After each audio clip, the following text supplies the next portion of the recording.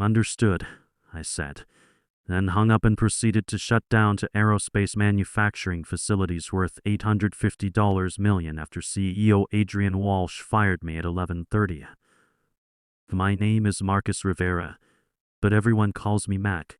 I'm 54 years old, and until 28 hours ago, I was the director of manufacturing operations at Titan Aerospace Systems. For 12 years, I managed the precision manufacturing backbone that kept our Boeing and Lockheed Martin contracts running flawlessly, minus managing everything from 0.001-inch tolerance specifications to FAA compliance protocols that most executives never even knew existed. What I didn't expect was for Adrian Walsh, our 38-year-old MBA CEO, to decide my expertise was obsolete at 11:30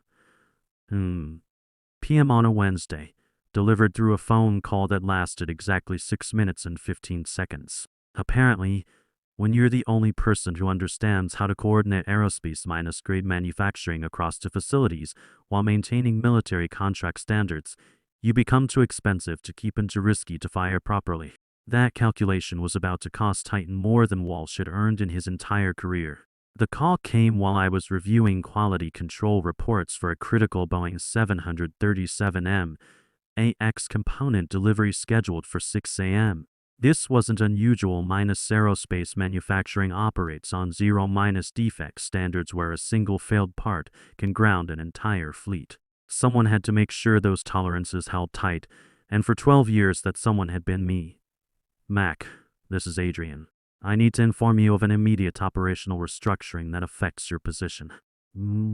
Adrian Walsh's voice carried that MB8 confident, rehearsed, completely detached from manufacturing reality. I'd heard it before during his quarterly efficiency initiatives that usually meant firing people who actually knew how things worked. What kind of restructuring? I asked, though my gut already knew.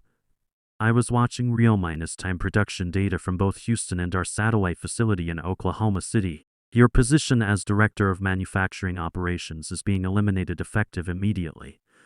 We're implementing our Industry 4.0 automation initiative under Drive. Stephanie Quinn, who brings advanced AI and robotics expertise to modernize our production capabilities. Industry 4.0 automation. Corporate speak for we think computers can replace 30 years of manufacturing knowledge. Dr. Stephanie Quinn I'd never heard the name, which meant she'd been hired without consulting the person who actually understood Titan's operations. Adrian, I'm currently monitoring an active quality control issue on the Lockheed contract. This conversation should wait until normal hours. I'm afraid not, Mac. The transition needs to be immediate for optimal implementation of our digital transformation strategy. Digital transformation at 11:30 p.m. while overseeing precision manufacturing that couldn't afford mistakes. My CEO was firing me in the middle of managing active aerospace production because his timeline was optimal. Adrian, who's taking operational oversight for the current shift, we have critical FAA compliance decisions that need to be made in the next 4 hours. Dr. Quinn will assume responsibility for all manufacturing functions. She has extensive experience with automated production systems and predictive analytics. Dr. Stephanie Quinn with her predictive analytics. What she didn't have was experience with the reality that aerospace manufacturing required instant decisions based on decades of understanding supplier limitations, equipment quirks, and client-specific requirements that no algorithm could predict. Has Dr. Quinn been briefed on tonight's production schedules and compliance protocols? She'll receive comprehensive transition documentation and coordinate with floor supervisors as needed. Transition documentation for operations that required split-second judgment, calls based on 12 years of institutional knowledge about Boeing's tolerance requirements, Lockheed's delivery windows, and FAA compliance standards that could shut down production with a single violation. Adrian, Titan's aerospace operations aren't something you hand off with documentation. They are supplier relationships, precision tolerances, timing dependencies that require -Mac. I appreciate your dedication, but Dr. Quinn brings innovative thinking to challenges that may have become overly complicated under traditional management. That would be me minus the former Air Force Master Sergeant who built Titan's operational efficiency from 71% to 96% over 12 years, saving approximately $180 million in waste and compliance violations. When does this transition take effect? Immediately. We need you to transfer all access credentials to Drive. Quinn by 1 o'clock. Transfer credentials while to manufacturing facilities worth $850 million were running overnight precision operations with multiple active compliance requirements. Adrian Walsh was eliminating operational oversight in the middle of aerospace production runs that operated on military minus-grade standards. I looked at my monitors showing real minus-time data from Houston and Oklahoma, a city minus-equipment diagnostics, quality control flags, FAA compliance tracking, dozens of precision adjustments that needed someone who understood how it all connected. Understood, I said finally. Do you need me to brief Dr. Quinn on current operational status?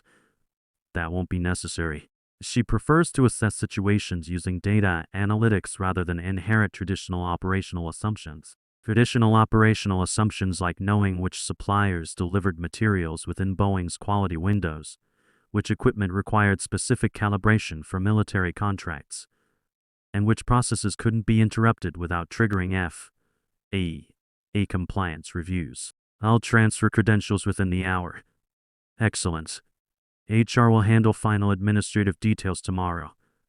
The line went dead at 11:37.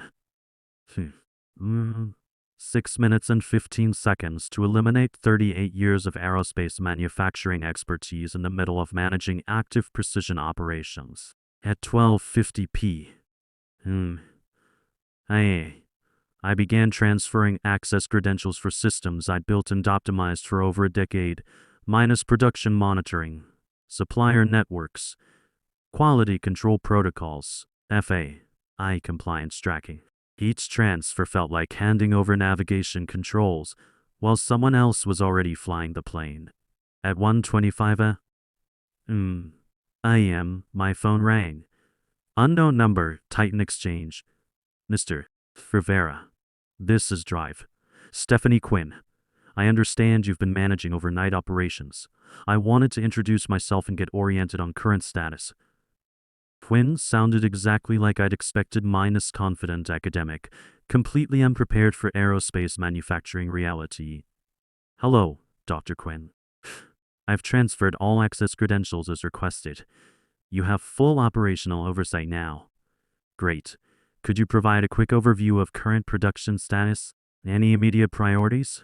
I looked at monitors I was no longer authorized to access. You'll need to check the production dashboards for current status. I'm no longer involved in operational decisions, of course, but just to get oriented, minus are there any critical issues I should prioritize? The question confirmed what I suspected. Dr. Quinn had been given responsibility for precision aerospace manufacturing without understanding what she was inheriting. Dr. Quinn, I'd recommend reviewing Boeing delivery schedules, checking supplier quality reports, and monitoring FAA compliance flags. Houston was tracking a tolerance issue on the 737 component run. Oklahoma City had a steel delivery coordination that affects tomorrow's Lockheed shipment. Okay, Houston, Oklahoma City, Boeing, Lockheed. Got it. Anything else critical? Anything else? 30 years of aerospace knowledge condensed into anything else. You'll want to monitor shift supervisors.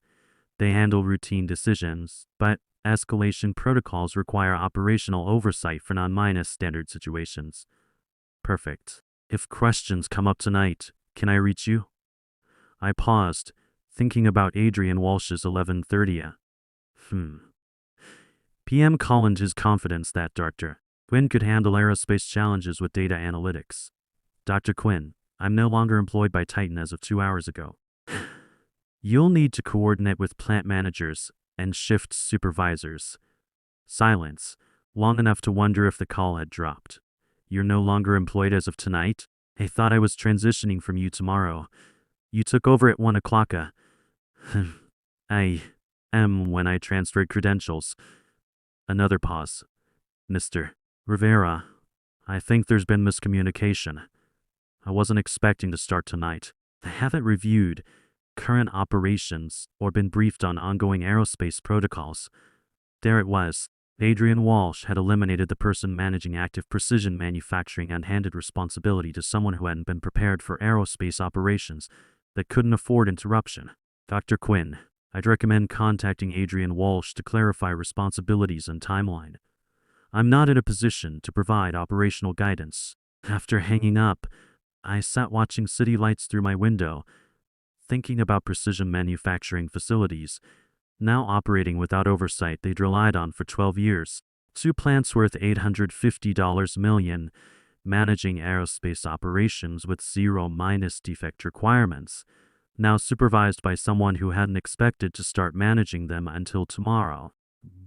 Adrian Walsh wanted immediate industry 4.0 transformation.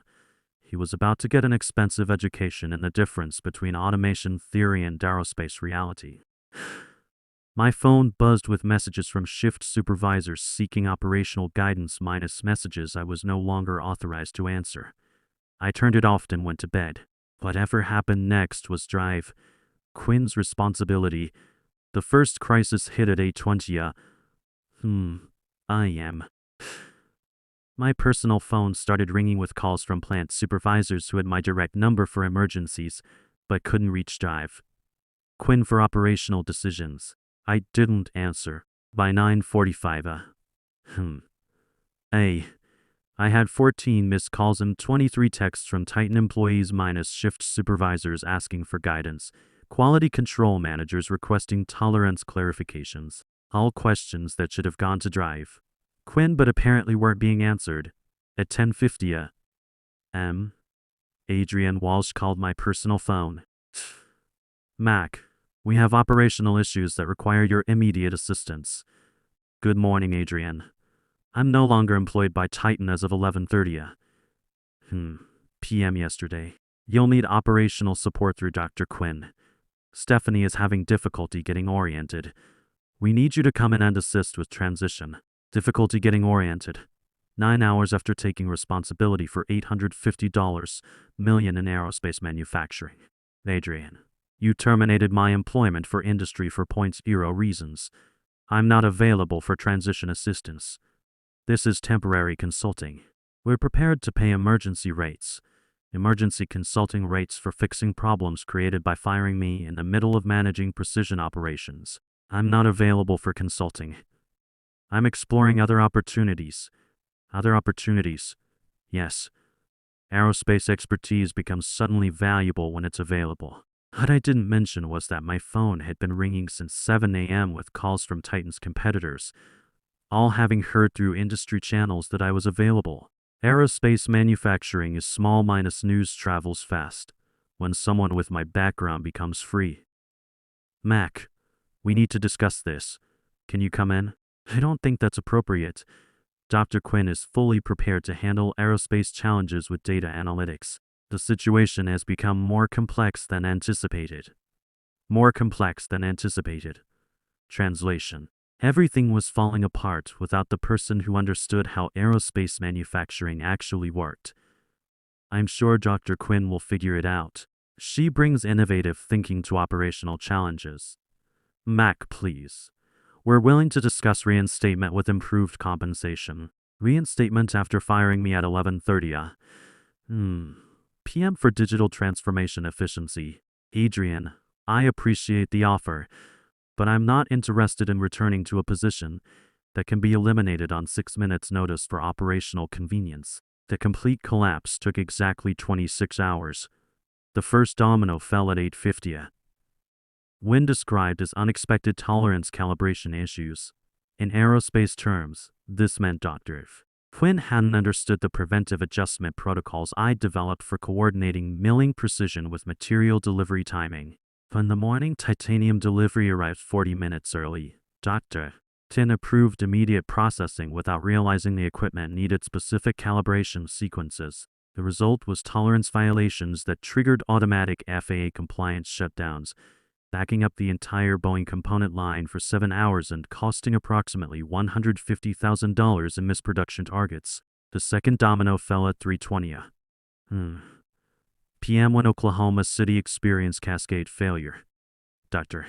Quinn had attempted to compensate for Houston's delays by accelerating Oklahoma City's production without understanding that both facilities were calibrated to support synchronized aerospace delivery windows.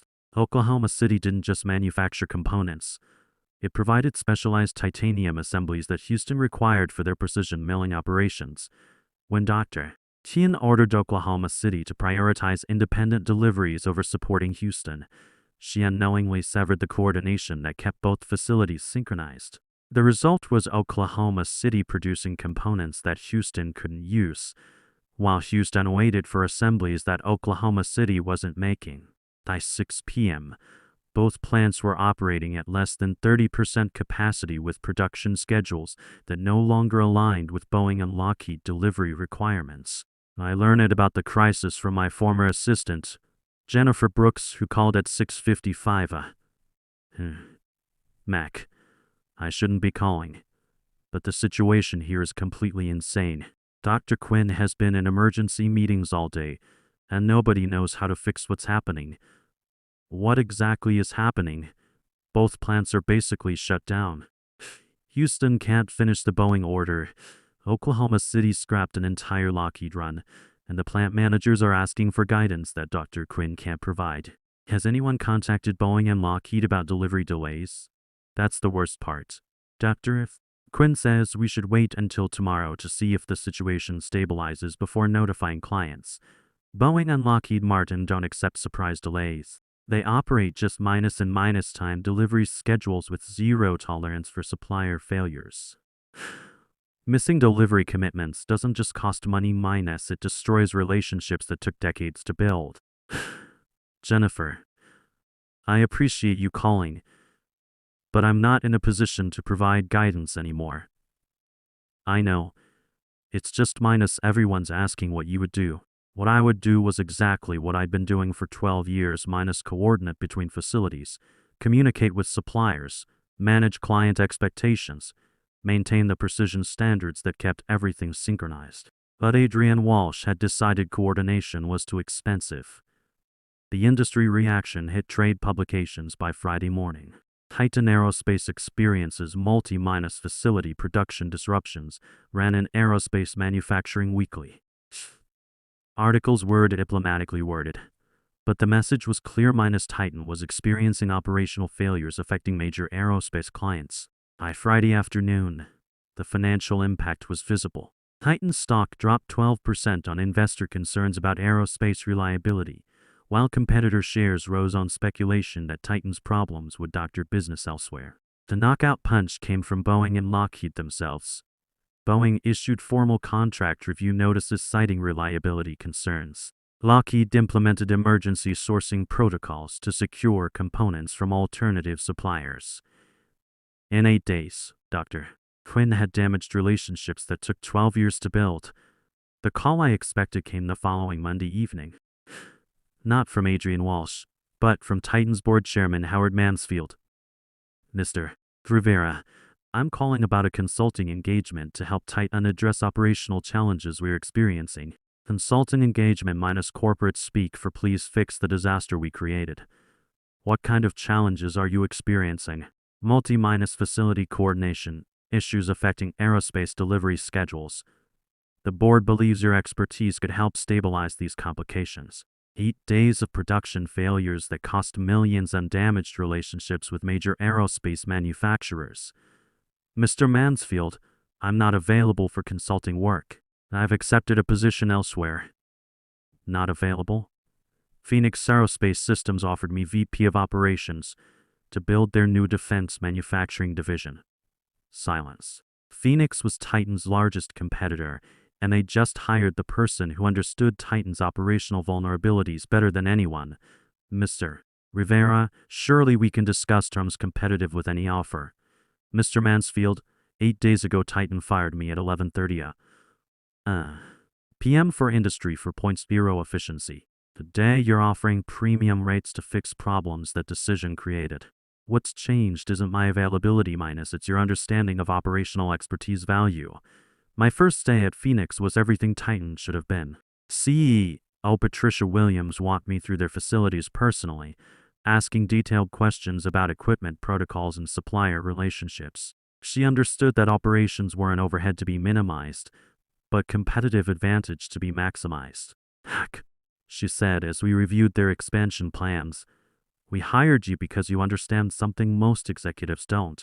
Operations expertise isn't a cost center minus its profit generation. Every day your systems run smoothly is another day we're beating competitors who don't get it. That conversation never would have happened at Titan.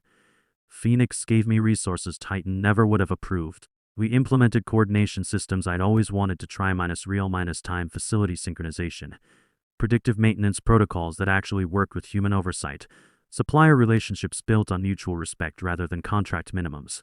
The result was operational efficiency that made Titan's numbers look amateur. Within 4 months, we were running at 97% efficiency across 2 new facilities. My military background finally had leadership that understood discipline meant building systems that lasted, not just cutting costs quarterly. My wife Linda noticed the difference immediately. For the first time in years, I wasn't getting emergency calls at 2 a.m. about production crises. The kids, Michael and Sarah, both in college now, heard me talking about work with enthusiasm instead of frustration. Dad actually likes his job again, Sarah told Linda one evening when I was explaining aerospace precision tolerances over dinner. At Titan, work problems followed me home. At Phoenix, work challenges stayed at work because we built systems that prevented most problems before they started. 6 months later, Phoenix won the contract for Boeing's new component expansion project minus a $380 million deal that Titan had been favored to win before their reliability came into question. I was in the room when Boeing's procurement director explained their decision. Phoenix demonstrated operational stability and institutional knowledge we require for this project scale. Recent industry developments have made us more selective about supplier reliability.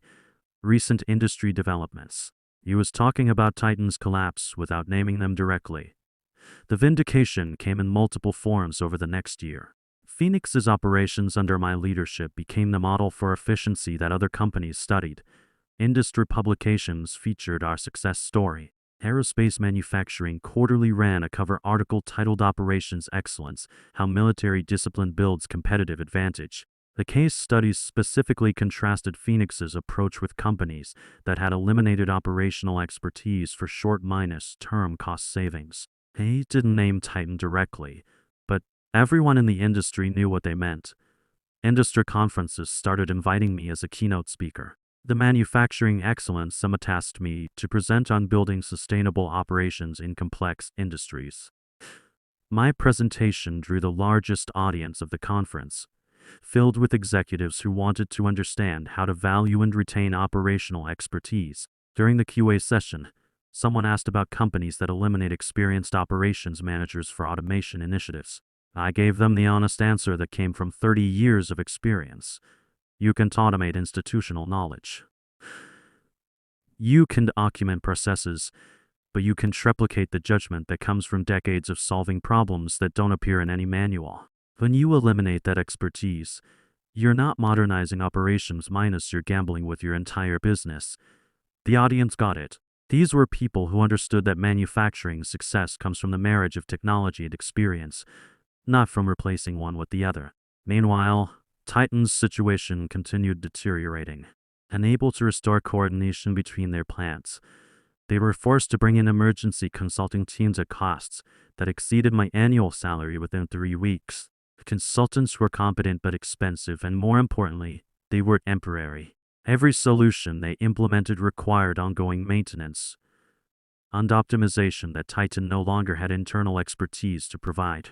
It was like hiring a mechanic to fix your car every time instead of learning to maintain it yourself. Adrian Walsh made one final attempt to reach me 9 months after my termination, calling from what sounded like a much smaller office. He wanted to discuss lessons learned and potential future collaboration. I declined politely.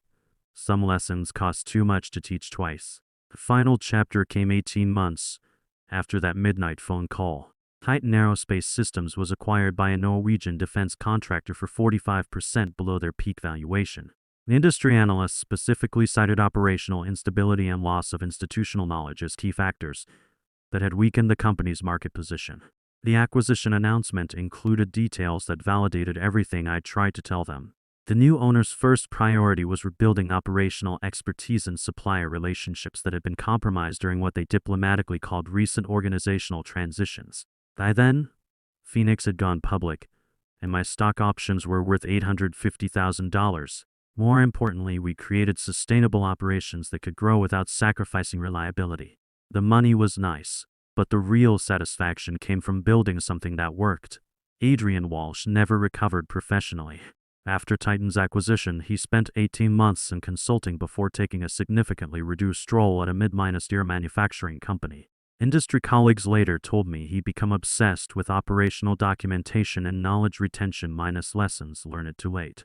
Today, I'm still VP of Operations at Phoenix Aerospace, overseeing 3 facilities that generate $1.20 billion in annual revenue. We've secured college funds for both kids and built the kind of operational excellence that becomes industry standard rather than industry cautionary tale. The foundation I built at Phoenix incorporates everything I learned in the Air Force about discipline, attention to detail, and the importance of training people properly. We document not just processes but the reasoning behind them. That's the difference between institutional knowledge and automation theory minus one builds on experience. The other hopes to replace it. My military background taught me that systems work when people understand them, maintain them, and respect what they're designed to accomplish. That discipline translated perfectly to aerospace manufacturing, where precision isn't just important minus, it's life and death. Sometimes Linda asks if I miss anything about Titan. The answer is simple minus. I miss the potential of what it could have been if leadership had understood what they actually had. But I don't miss the frustration of trying to maintain excellence under people who saw expertise as overhead rather than competitive advantage. The kids are proud of what we've built at Phoenix. When Michael brings engineering friends home from college, they're genuinely impressed by the operation we run. Sarah, studying business, uses Phoenix as an example in her operations management coursework. Both understand now why their dad was always talking about the importance of building things right the first time. The lesson that emerged from this whole experience isn't complicated, but it's one that a lot of executives still don't grasp. Operational expertise isn't something you can eliminate and then rent back when convenient. It's not overhead that reduces profits minus, it's the foundation that enables them. They fired me to streamline operations through digital transformation. Instead, they learned that aerospace manufacturing requires expertise to understand precision, and expertise can't be replaced with automation theory and predictive analytics. The education cost them $850 million in operational capability, and their independence as a company. But it was priceless for everyone who learned that cutting operational expertise doesn't optimize anything minus, it just ensures someone else will profit from the opportunities you can no longer manage. In the end, they thought they were eliminating a cost center. What they actually did was hand their biggest competitor the keys to their competitive advantage. Phoenix took those keys and built an operation that Titan, even at their peak, never could have imagined. That midnight phone call changed everything minus, just not the way Adrian Walsh intended. Sometimes the most expensive business education comes from learning the difference between having operations and understanding them. The Air Force taught me that the most dangerous moment in any mission is when leadership thinks the hard part is over minus. That's exactly when Titan fired the person who knew where all the landmines were buried. 30 years taught me one thing executives never learn in business school minus, you can't download expertise. And you can automate judgment that comes from solving 10,000 problems that never made it into any manual.